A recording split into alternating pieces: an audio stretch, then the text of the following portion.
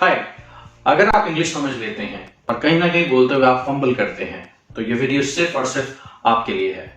तो इस वीडियो को आप लास्ट तक जरूर देखिएगा क्योंकि मैं आपके साथ 5 अमेजिंग और इजी टिप्स शेयर करने वाला हूं जिससे आप अपनी इंग्लिश स्पीकिंग के अंदर जीरो से हीरो बन जाएंगे। और जो स्टेप नंबर 4 है वो तो मेरा फेवरेट है। तो क्या आप सीखने के लिए तैयार हैं?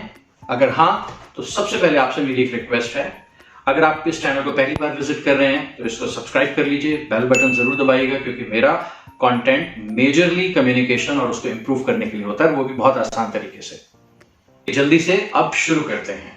इससे पहले हम आगे बात करें, मेरी आप सबसे रिक्वेस्ट है, सबसे पहले बोलने से पहले आपको अपने आप में ये बिलीव होना चाहिए, ये बिलीफ सिस्टम आपका स्ट्रांग होना चाहिए कि आप अच्छा बोल सकते हैं। क्योंकि मेजरली लोगों के साथ प्रॉब्लम जो है वो इनफैक्ट इंग्लिश की नहीं है, वो इंग्लिश बोलने से बहुत ज्यादा डरते हैं। वो अपना बोलने से ज्यादा ये सोचते हैं कि दूसरे उनके बारे में क्या कहेंगे। गलत बोला तो कहीं कोई मजाक तो नहीं उड़ाएगा, गलत बोला तो लोग मेरे बारे में क्या सोचेंगे। और कई बार वो अपनी एजुकेशनल क्वालिफिकेशन को भी कहीं ना कहीं कंपेयर करने लगते हैं, जो कि एक गलत बिलीफ सिस्टम है। तो स्ट्रांग पॉइंट सबसे पहला है, अपना बिलीफ सिस्टम बहुत स्ट्रांग रखना है।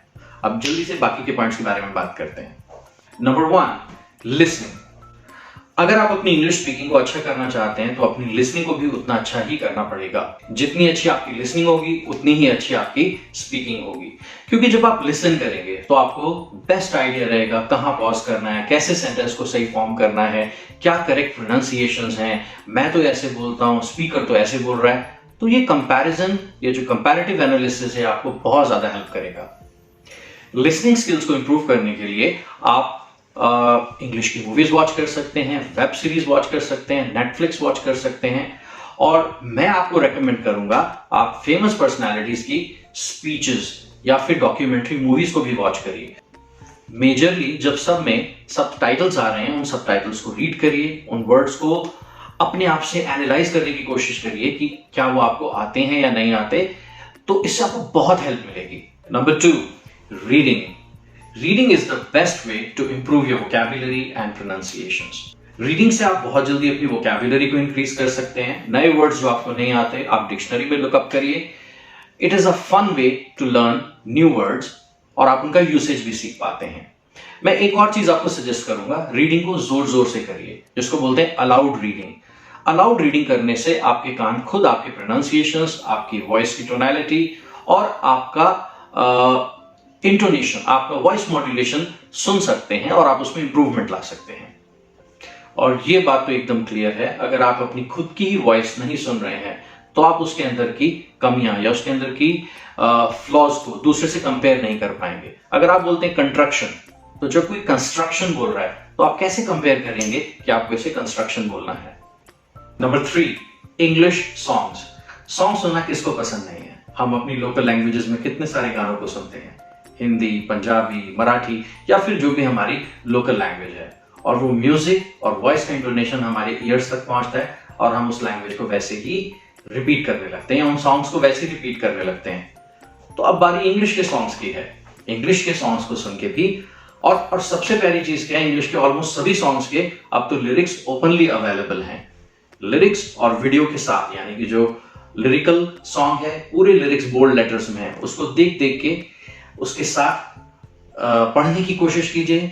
2-3-4 स्टेप के बाद उसे उसके साथ बोलने की कोशिश कीजिए और देखिए धीरे धीरे आप उसे सिंग अलोंग भी करना शुरू कर देंगे और आपका प्रोनाउंसिएशन एंड आपका वॉइस मॉड्यूलेशन अमेजिंग हो जाएगा। Number 4, imitate. इमिटेट करने का मतलब आप जानते हैं ना, किसी की नकल उतारना, किसी की कॉपी करना। जो भी आपका फेवरेट स्पीकर है या जिसको आप आइडियलाइज करते हैं और आपको उसका बोलने का तरीका पसंद है, उसकी कुछ कुछ बातें, उसके कुछ कुछ प्रोनाउंसिएशन, उसका कुछ कुछ बोलने का तरीका इमिटेट करिए।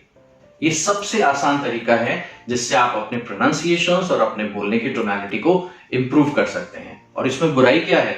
अगर कोई सही है और सही चीज को तो कॉपी कर लेना चाहिए, isn't it? Number 5, start framing short sentences. इससे मेरा मतलब है, देखिए डेली यूज में इंग्लिश हमारी नहीं आ पाती है तो कॉमन वर्ड्स को भी हम हिंदी में ही बोलते हैं या कॉमन सेंटेंसेस को भी हम हिंदी में ही बोलते हैं। तो छोटे छोटे सेंटेंसेस को आप इंग्लिश में बोलना शुरू कर दीजिए। एक चपाती दे दो, गिव मी 1 चपाती या गिव मी 1 चपाती। अभी द एन इनके चक्करों में नहीं पड़ना है। बैठ जाओ, प्लीज सिट डाउन, उससे बात कर लो, टॉक टू हिम। तो ये बेसिक सेंटेंसेस और इवन स्मॉल लिटिल वर्ड्स जिनके आप इंग्लिश जानते हैं उन्हें कम से कम इंग्लिश में बोलना शुरू करें। जैसे पंखे को फैन बोला करिए, राइट। अब कुर्सी को कम से कम चेयर तो बोलिए, क्योंकि आप वही हैं जो ट्राइपॉड को ट्राइपॉड बोलते हैं और आप क्वारंटाइन को भी क्वारंटाइन ही बोलते हैं, है ना। सिंपल साइकोलॉजी, जिन वर्ड्स को जानते हैं बस उन्हें बोलना शुरू कर दीजिए। बेसिक वर्ड्स को धीरे धीरे आपको इन शॉर्ट सेंटेंसेस बनाने के बाद बिगर सेंटेंसेस बनाने में कॉन्फिडेंस आने लगेगा। And this is the way we learn. So these are some points जिनको आप यूज करके अपनी इंग्लिश में आप हीरो बन सकते हैं। एंड आई होप ये वीडियो आपको पसंद आई होगी और आपने इसमें से बहुत कुछ सीखा होगा। ऐसे ही वीडियोस के लिए प्लीज इस चैनल को सब्सक्राइब करिए और बेल बटन जरूर दबाना है। तो बस इस वीडियो के लिए इतना। मिलेंगे अगले वीडियो में नए कंटेंट के साथ, नए टॉपिक के साथ। Bye bye.